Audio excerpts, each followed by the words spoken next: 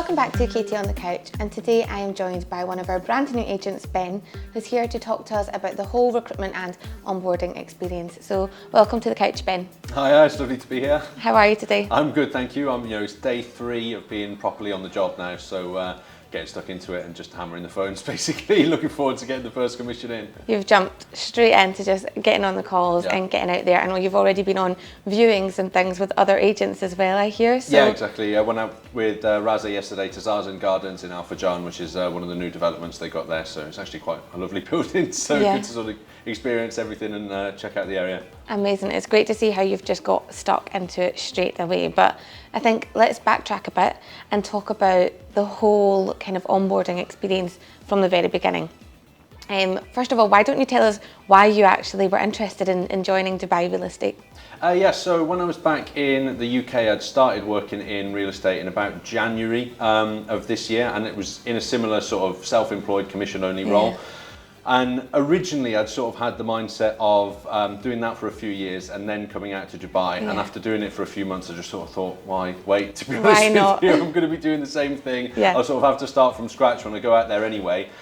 So I might as well sort of make the jump and make the move basically. So that's sort of when I got in touch with you about April, May time. And then came out here in July, Quite right, amazing. So how did you find the whole process in terms of applying for the job, interview process, getting information that you needed about relocating and about the company, etc.?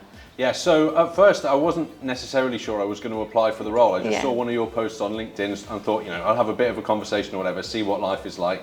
And then that progressed sort of into the more formal interview. And I remember having a big book full of questions on the interview. I remember it being about 45 minutes long. And I was like, right, so how much does it cost to live here? And how do I get a driver's license and all that sort of thing? But to be fair, you answered all of the questions, which was lovely. And helped sort of put some fears to rest for my family who had loads of questions for me after I finished, and I was able to sort of go, yeah, this is what you do with that, this is how you do with this. So I felt, even though I'd never been to Dubai before I moved out here, I felt like I knew enough to comfortably make the jump over and sort of kickstart and get succeeded.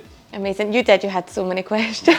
But I would, as a recruiter, I would much rather that than have someone that doesn't have anything to ask, because I think when you have prepared all of those questions, it shows, one, that you're seriously interested in actually making the jump, and 2, that you've done your research, so you know what you need to know, or you know the gaps in your knowledge and the information that you currently have that I can then help you with. So I did really appreciate your preparation and I'm glad that I was able to help with your questions and with your family's questions as well.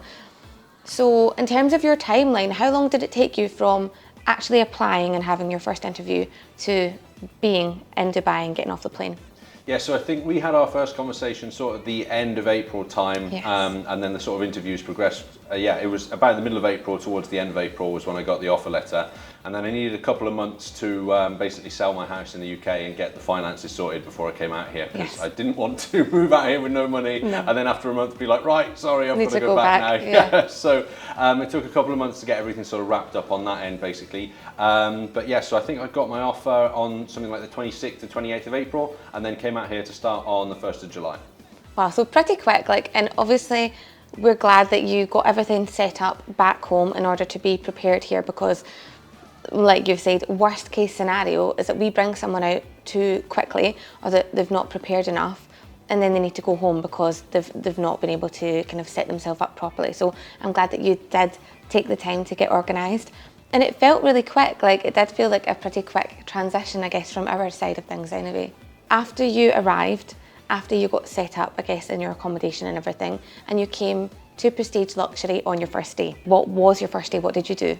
First day, it was sort of, we were straight into the training basically. It was a bit of sort of induction about learning about the company and the history and the founder and everything like that.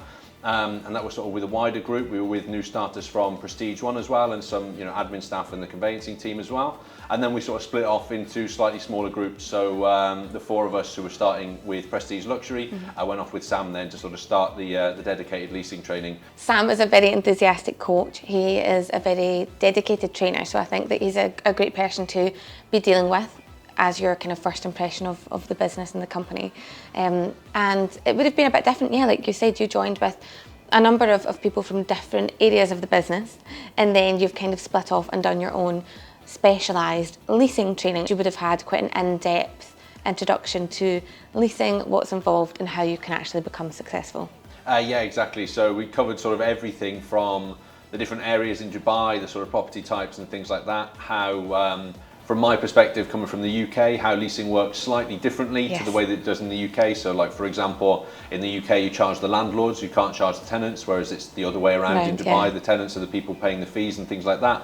And you've obviously got multiple agents working on any particular listing at once, whereas in the UK, it would generally just be sort of one per listing. So learning about all of that sort of thing. Going through the legal process, you know, what documents you need to get from a landlord and a tenant, the sort of KYC, AML reports that you need to fill out to make sure that everything is sort of legally compliant on that front as well. And then the mechanics of it, basically, you know, how to look through the data, how to contact landlords and things like that, how to search through the different property portals and sort of identify listings that could be candidates for you to help find tenants for, and then how to use the CRM and everything as well, so you can match your properties up to other people's clients within the company and hopefully you know, do some cross deals that way. So if you could use like one word or two words to describe your first week and the whole training experience, what would those be? That's a very good question. I'm trying to think. I would sort of be like all-encompassing. There was a lot to learn, I think would be the sort of phrase that I would use. I remember sort of at the end of the day being quite, you know, exhausted, and having to go back and sort of read over the notes that I'd made and things like that to remember everything. But I would much rather that than it be sort of, you know, sparse and you know, very light on the details, and then you get onto the floor and it's very different and you sort of like don't really know what you're doing when you're speaking to people and stuff like that. And one of the things I found really helpful was that we did quite a few sort of hours on sort of role play and mock calls and things like that, which was sort of good to sort of get a bit of insight into not just what it's going to be like when you are speaking to people, but also sort of deal with some of those common objections that might come up and things like that, so that, you know, when somebody does say to you the first time, oh, well, why should I give you my listing? You're not trying to think of an answer for the first time on the spot. Sam does love a role play exercise, I've been in and I've observed some of the training sessions where they have been doing role play exercises, and I think one of the great advantages of this, or one aspect that it really helps with, is qualifying leads or qualifying your clients, because oftentimes you can talk about it, but I think until you're actually speaking to someone and having the right questions prepared and knowing how to approach each question, it's hard to do unless you've kind of practiced it beforehand. So I do think that those kind of practices are excellent, and Sam's very good at doing those and making everyone feel comfortable as well, because role playing can be a bit embarrassing, especially when you don't know the people that you're doing it with and it's all very new. Yeah, exactly. And it's just one of those exercises where, you know, it's much more beneficial, I think, to sort of, if you are going to stumble or you are going to make mistakes, do it in an environment where you know everyone is friendly, rather than when you're on the phone for the first time and someone's saying, oh, you don't know what you're talking about or anything like that. So it was definitely sort of good to have those exercises in the room, I think, and I think got some benefit out of doing them, basically, and felt much more confident about sort of starting on the phones on the Monday morning than they would have been otherwise. I knew, you know, a couple of the other guys I was speaking to were sort of saying that they were quite nervous about doing calls and things. You know, there's quite a few, I think I might have been the only person in the room who's sort of been experienced at sort of cold calling or speaking to people and trying to get business that way. So a few people were quite nervous, but then much more confident by the end of the week. Everyone was basically raring to go and get stuck in on the Monday. Even though, so you mentioned obviously you're coming home after a full day of training, mentally exhausted because you've taken on board so much information. It can be quite overwhelming, but I guess we know that that is going to be the case for our agents, and we also know that you're not going to remember everything perfectly from your training week. It's a great way to kind of introduce you to what you need to know. We are aware that you're going to be learning a lot on the job, but then also you've got your weekly training sessions. So on Friday afternoons when we do our weekly training session, it's a way of refreshing what you have learned in training. Your first week is intense. It will be intense. Prepare for it. Like, mentally, you'll be exhausted. It's a lot to take in, but it's what you need to know. It's everything that you need to know in order to legally operate within Dubai's real estate industry, right? Yeah, exactly. And you know, the last thing you want to do basically is, you know, go out onto the floor or something, you've got your first deal lined up, and then all of a sudden it's like, oh, actually I can't progress with this because I forgot about X, Y, and Z, and now it's all falling apart, and then the landlord's not very happy with you, or the tenant's not very happy with you. So it's sort of like I was saying earlier, I'd much rather have all of that information, even if it is a little bit exhausting in the first week, than go into things and sort of, you know, go through the school of hard knocks and have to sort of learn the hard way. So I definitely think it was worthy of, it was a great experience basically, and I'm glad I learned everything I did. Of course, you've got Sean, who is present at all times basically to help you with any questions that you may have.